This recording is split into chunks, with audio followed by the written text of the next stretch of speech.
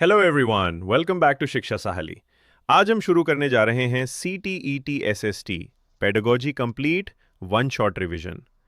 इस वीडियो में हम सोशल साइंस पेडागोजी के सभी महत्वपूर्ण टॉपिक्स को हिंदी प्लस इंग्लिश में आसान भाषा और बड़े फॉन्ट्स के साथ समझेंगे। सबसे पहले समझते हैं कि SST पेडागोगी क्या होती है। पेडागोगी का मतलब होता है हाउ टू टीच, यानी कैसे पढ़ाना है। और SST सोशल साइंस में हिस्ट्री, जियोग्राफी, सिविक्स और इकोनॉमिक्स जैसे विषय शामिल होते हैं। SST पेडागोगी हमें बताती है कि सामाजिक विज्ञान को बच्चों को आसान, रोचक और प्रभावी तरीके से कैसे पढ़ाया जाए। अब बात करते हैं नेचर, प्रकृति की। SST एक इंटीग्रेटेड सब्जेक्ट है क्योंकि इसमें कई विषयों को जोड़कर पढ़ाया जाता है। इसका उद्देश्य बच्चों को समाज, पर्यावरण और अपने आसपास की दुनिया को बेहतर ढंग से समझाना है। अब सोशल साइंस और सोशल स्टडीज का अंतर समझिए। सोशल साइंस एक व्यापक, ब्रॉड विषय है जिसमें हिस्ट्री, ज्योग्राफी, सिविक्स, इकोनॉमिक्स आदि शामिल होते हैं, जबकि सोशल स्टडीज सोशल साइंस का स्कूल स्तर पर पढ़ाया जाने वाला सरल और व्यावहारिक रूप है। अब आगे की स्लाइड में हम SST टीचिंग के एम्स एंड ऑब्जेक्टिव्स को समझेंगे। अब बात करते हैं सोशल साइंस टीचिंग के मेन ऑब्जेक्टिव्स की। सबसे पहला ऑब्जेक्टिव है नॉलेज डेवलपमेंट, ज्ञान का विकास, यानी स्टूडेंट्स को हिस्ट्री, ज्योग्राफी, सिविक्स और इकोनॉमिक्स की बेसिक अंडरस्टैंडिंग देना। दूसरा है क्रिटिकल थिंकिंग, आलोचनात्मक सोच, जिससे स्टूडेंट्स सिर्फ फैक्ट्स याद ना करें बल्कि उन्हें समझें और एनालाइज भी करें। तीसरा ऑब्जेक्टिव है गुड सिटीजनशिप, अच्छा नागरिक बनाना। सोशल साइंस स्टूडेंट्स को उनके राइट्स, ड्यूटीज और डेमोक्रेटिक वैल्यूज के बारे में सिखाती है। और सबसे इंपॉर्टेंट, रियल लाइफ कनेक्शन, वास्तविक जीवन से जुड़ाव। इस सब्जेक्ट की लर्निंग स्टूडेंट्स को डेली लाइफ की प्रॉब्लम्स को समझने और बेटर डिसीजंस लेने में हेल्प करती है। यही सोशल साइंस टीचिंग के मेन ऑब्जेक्टिव्स हैं, जो CTET और B.Ed एग्जाम्स के लिए भी बहुत इंपॉर्टेंट है।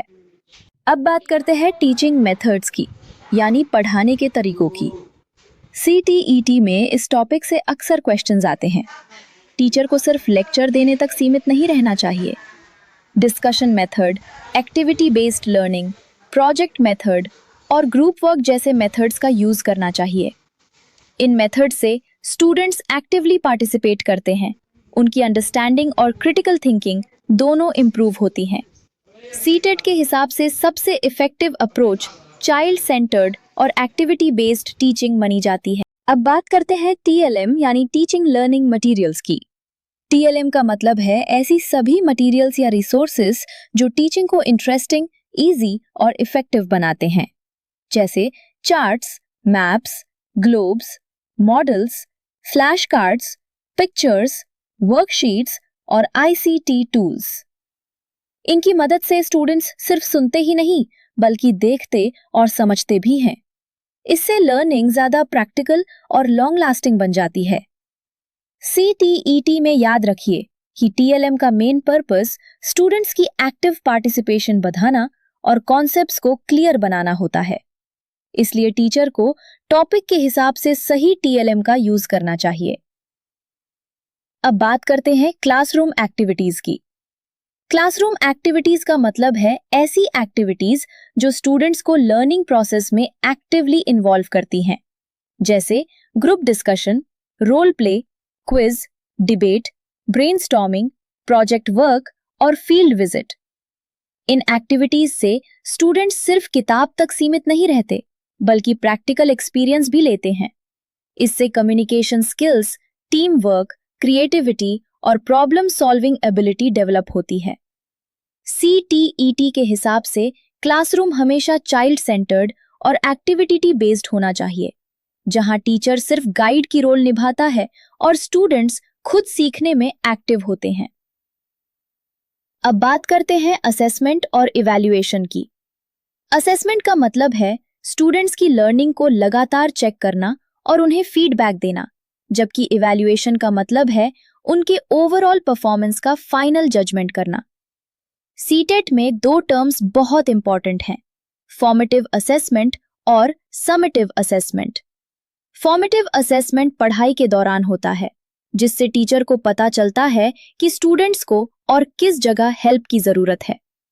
समेटिव असेसमेंट यूनिट या टर्म के एंड में होता है, जैसे फाइनल एग्जाम। CTET के हिसाब से असेसमेंट का पर्पस सिर्फ मार्क्स देना नहीं, बल्कि स्टूडेंट्स की लर्निंग को इम्प्रूव करना भी है। अब हम देखते हैं SST पेडागोजी के कुछ सबसे इंपॉर्टेंट कॉन्सेप्ट्स।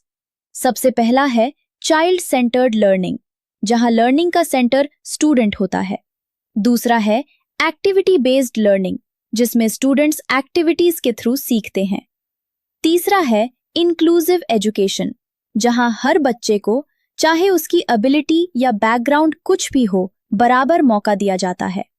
चौथा है क्रिटिकल थिंकिंग, जो स्टूडेंट्स को फैक्ट्स को एनालाइज करना और सही डिसीजन लेना सिखाती है। और पांचवा है एक्सपीरियंशियल लर्निंग, यानी लर्निंग बाय डूइंग, जहां स्टूडेंट्स प्रैक्टिकल एक्सपीरियंसेस से सीखते हैं। सीटेट में इन कॉन्सेप्ट से डायरेक्ट और कॉन्सेप्चुअल दोनों तरह के क्वेश्चंस आते हैं, इसलिए इन्हें अच्छी तरह समझना बहुत जरूरी है।